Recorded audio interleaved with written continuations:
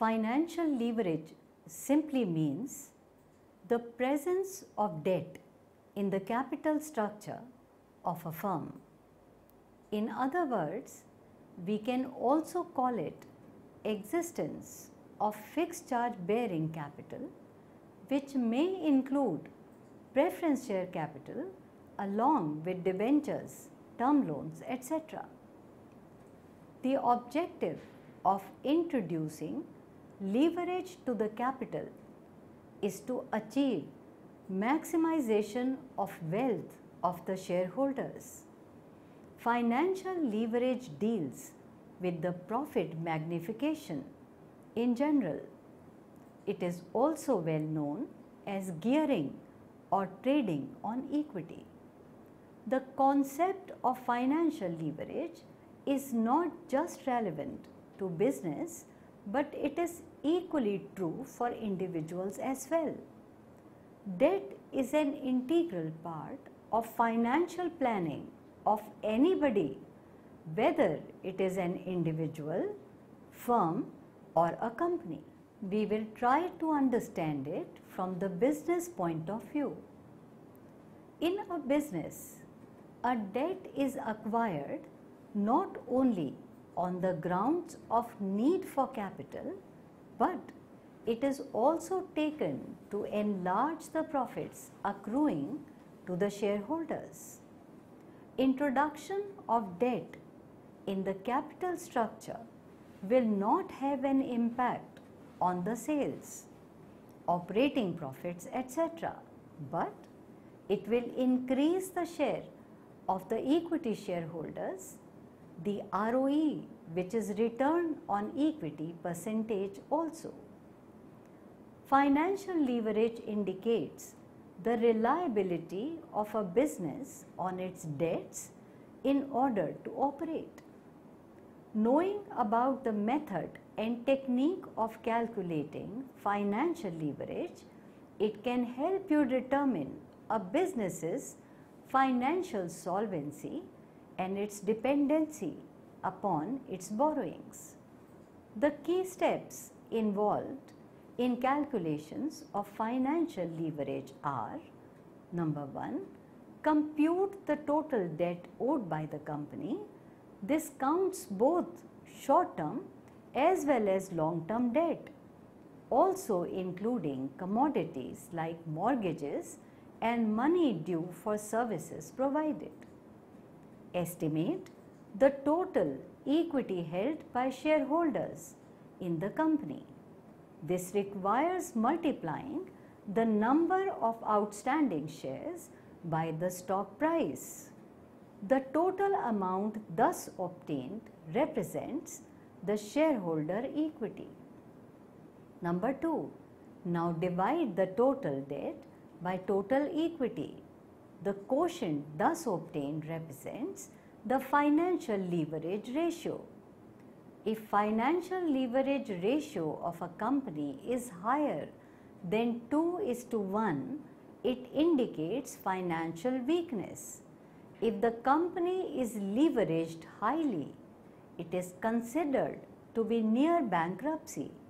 Also, it might not be able to secure new capital if it is incapable of meeting its current obligations. Too much leverage can be bad, but there is no hard and fast rule as to how much is too much. No matter what its use, leverage can be a powerful tool when used responsibly. Savvy investors and companies use leverage to expand, hedge, and speculate, but overly aggressive can easily get in over their heads by losing money or going into bankruptcy. For investors considering companies with debt, one of the most popular evaluations of a company's leverage is the debt to equity ratio, that is debt upon equity. The interest coverage ratio, also known as times interest earned, is also a measure of how well a company can meet its interest payment obligations. In general, these ratios suggest whether a company is too safe and is neglecting opportunities to magnify earnings through leverage or is over leveraged and at serious risk of default or bankruptcy. After studying this module, we shall be able to understand the concept of financial leverage, know the various measures of financial leverage, comprehend the meaning, computation, and interpretation of degree of financial leverage, learn the meaning of financial risk and its relation with the financial leverage, explain the application of financial leverage, discuss the significance of financial leverage.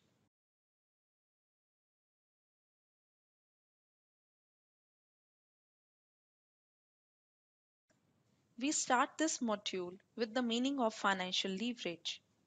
The usage of fixed cost bearing securities, that is, preference shares and debt, together with the owner's equity in the capital structure is known as financial leverage or capital gearing. In the words of Guthman, financial leverage is the ability of the firm to use fixed financial charges to magnify the effect of changes in EBIT on the firm's EPS.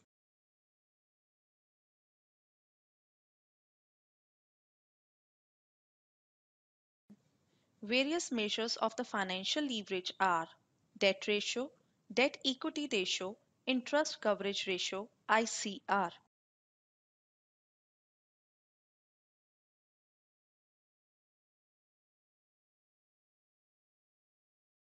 We will start with the debt ratio. It is the ratio of total debt to total assets, expressed in the percentage and can be interpreted as the proportion of the company's asset that are financed by the debt. Debt ratio is equal to the total debt upon total assets. The higher this ratio, the more leverage is the company, and the greater is the risk of default on the payment of the fixed financial obligations. A debt ratio of greater than 1 indicates that a company has more debt than the assets.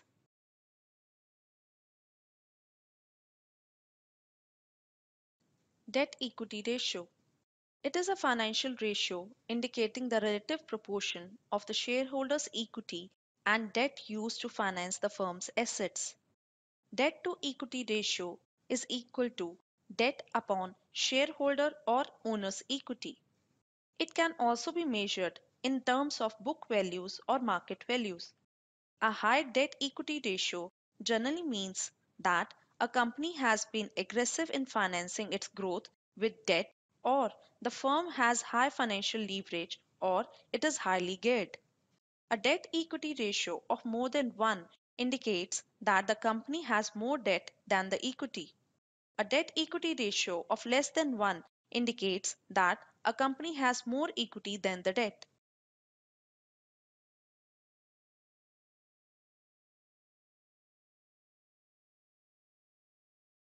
Suppose Sakshi Limited has owner's equity of rupees 600 million and debt of rupees 300 million. We can find out the debt to equity ratio by substituting the given values in the formula such that the ratio comes out to be 300 upon 600 is equal to 0.50.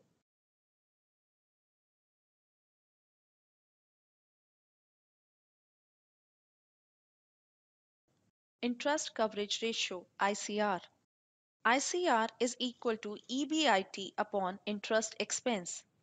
The lower the ratio, the more the company is burdened by the debt expense.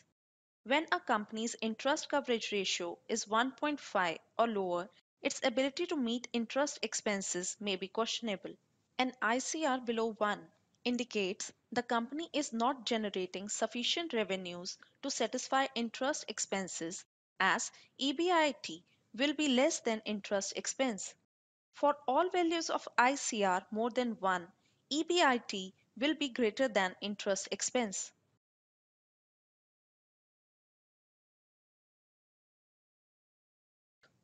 Let us now proceed to understand the meaning and computation of degree of financial leverage, DFL. DFL is the ratio that measures the sensitivity of the firm's earning per share to the fluctuations in its operating income (EBIT) as a result of changes in its capital structure. DFL is equal to percentage change in EPS upon percentage change in EBIT. It can also be worked out using formula as shown here. Let us study with the help of an illustration. Universal One Private Limited has the following capital structure. Source of funds are equity share capital, rupees 10 each, 10% preference share capital, rupees 100 each, and 10% debentures, rupees 100 each, of rupees 50,000, 1 lakh and rupees 1 lakh respectively. Calculate degrees of financial leverage if earnings before interest and tax is case 1 rupees 1 lakh, case 2 rupees 80,000, case 3 rupee 1 20,000. Assume 50% tax rate. Solution. Here preference dividend is equal to 10% of rupee 1, that is rupees 10,000. Interest on debentures is 10% of rupees 1 lakh, that is 10,000. Tax rate T is 50%, that is 0.50. Case 1 can be solved as follows. EBIT is 1 lakh. DFL is equal to EBIT divided by bracket start EBIT minus interest expenses bracket closed multiplied by 1 minus T whole minus preference dividend.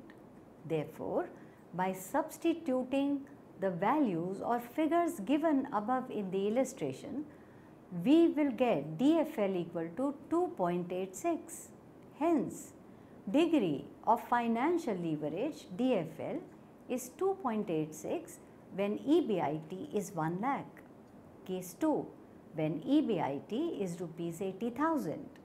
So, by substituting the figures in the formula, we get DFL equal to 3.20. Hence, degree of financial leverage DFL is 3.20 when EBIT is 80,000. Case 3, when EBIT is equal to rupees 1, that is 20,000. So, by substituting the figures in the formula, we get DFL equal to 2.67. Hence, degree of financial leverage DFL is 2.67 when EBIT is 1,20,000. Interpretation of DFL. Higher the fixed financial cost, greater would be DFL. Higher the DFL, the more volatile will be the EPS. Higher the DFL, the more is the financial risk.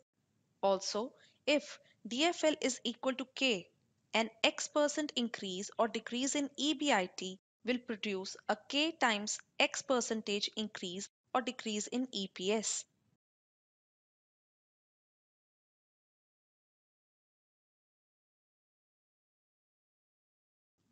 Let us consider an example to understand the calculation of DFL. For Advaita Limited, whose EBIT has increased from rupees 100 million to rupees 150 million and EPS has increased from rupees 4 per share to rupees 7 per share. By substituting these values in the formula discussed earlier, we can get the value of DFL as 1.50 as can be seen from the calculation shown here.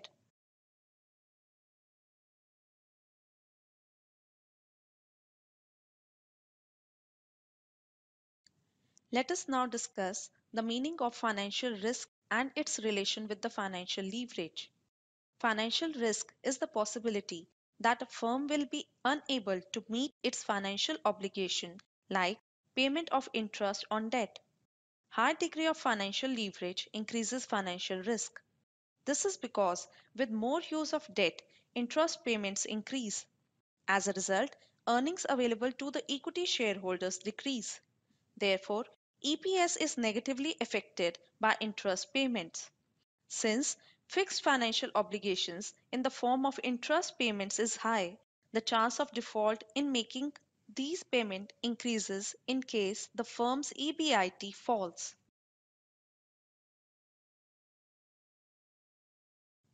Application of financial leverage. Finance manager can easily ascertain whether the firm should use more financial leverage or not by comparing the cost of debt financing with the firm's average return on the investment ROI. So, there can be following three situations. First case, when ROI is more than the cost of debt. Use of debt will result in the positive net benefits to the shareholders, and so more debt should be employed. This situation is also known as favorable financial leverage or known as trading on equity. Second case, when ROI is equal to cost of debt. Use of debt will not provide any additional net benefit to the shareholders. Instead, use of more debt will only increase the financial risk. Hence, more leverage should not be used. Third case, when ROI is less than the cost of debt. Use of debt will cause net loss to the firm and earnings to the equity shareholders will decline. So, in this case, firm should not use any more debt. This situation is also known as unfavorable financial leverage. We wind up this module by discussing the significance of financial leverage. Financial leverage magnifies the increases or decrease in EPS caused due to an increases or decrease in EBIT. For firms that manage financial leverage effectively, subsequent funds are easily available at more attractive interest rate due to improvement in the firm's credit rating.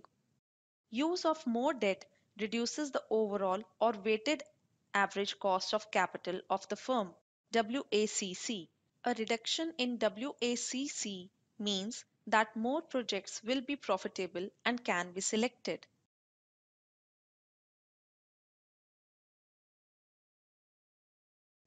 In this module, we have learned that the financial leverage or capital gearing is the ability of the firm to use fixed financial charges to magnify the effect of changes in EBIT on firm's EPS.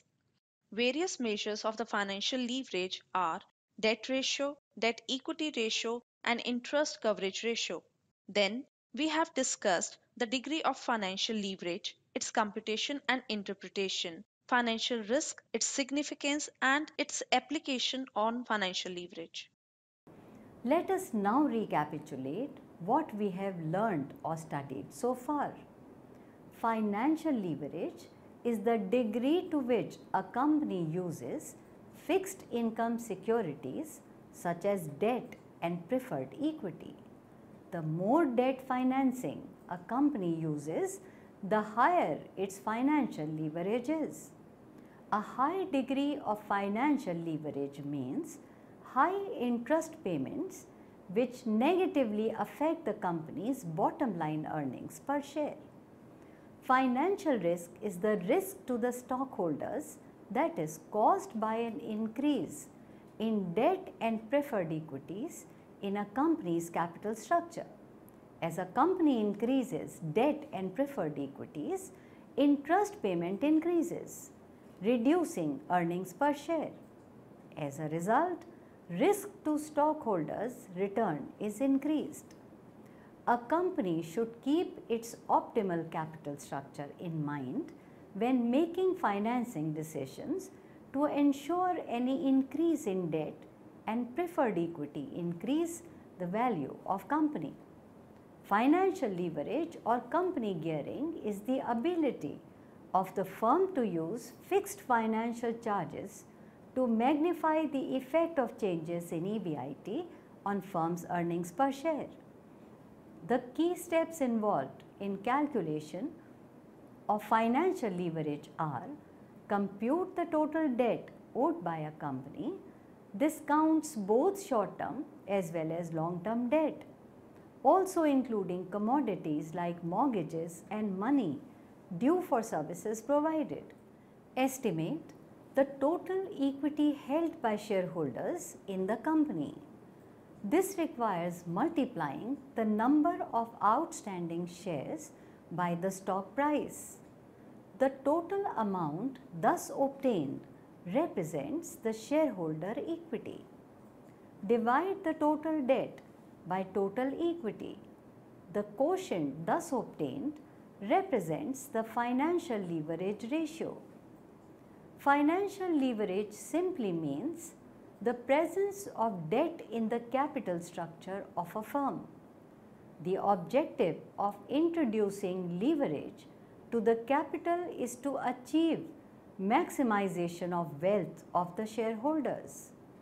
If the financial leverage ratio of a company is higher than 2 to 1, it indicates financial weakness. If the company is leveraged highly, it is considered to be near bankruptcy. Also, it might not be able to secure new capital if it is incapable of meeting its current obligations. Various measures of financial leverage are debt ratio, debt equity ratio, and interest coverage ratio. Degree of financial leverage, that is DFL, is a ratio that measures the sensitivity of a company's earnings per share to fluctuations in its operating income, that is EBIT, as a result of changes in its capital structure. In a business, a debt is acquired not only on the grounds of need for capital, but it is also taken to enlarge the profits accruing to the shareholders. Introduction of debt in the capital structure will not have impact on the sales, operating profits, etc., but it will increase the share of the equity shareholders, the ROE percentage, that is return on equity percentage. Degree of financial leverage, DFL is equal to percentage change in earnings per share divided by percentage change in earnings before interest and tax, which equals delta EPS by EPS whole divided by delta EBIT by EBIT, which equals EBIT divided by bracket start, EBIT minus interest expenses, bracket close, multiplied by 1 minus T whole minus preference dividend, which equals EBIT divided by earnings or profits available to equity shareholders. The degree of financial leverage or DFL helps in calculating the comparative change in net income caused by a change in capital structure of the company. The ratio would help determining the fate of net income of the business. This ratio also helps in determining the sustainable financial leverage which is to be used to achieve the business goal. The higher the leverage of the company, the more risk it has, and a business should try and balance it as leverage is similar to having a debt. This formula can be even used to compare data of many companies that can help an investor in deciding which company to invest in, based on the result of how much risk is attached with each company's capital structure. It would help an investor to strike a great deal as and when there is an economic decline. The losses of the company can be substantiated with this investment, and during the rise in the economic conditions, the volume of sales would be well compensated. The degree of financial leverage is useful for figuring out the fate of net income in the future, which is based on the changes that take place in the interest rates, taxes, operating expenses, and other financial factors. Debts added to a business would provide an interest expense to the company, which is a fixed cost, and this is when the company's business begins to turn to provide profit. It is important to balance the financial leverage according to operating costs of the company, as it would minimize the level of risks involved. Financial risk is the possibility that a firm will be unable to meet its fixed financial obligations, such as payment of interest on debt. A high degree of financial leverage increases financial risk. A finance manager should use financial leverage when return on investment is greater than cost of debt. This situation is called favorable financial leverage or trading on equity.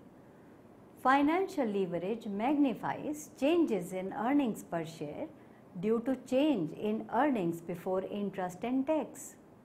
Its prudent use improves firm credit rating, reduces weighted average cost of capital, and makes more investment alternatives profitable. Financial leverage indicates the reliability of a business on its debts in order to operate.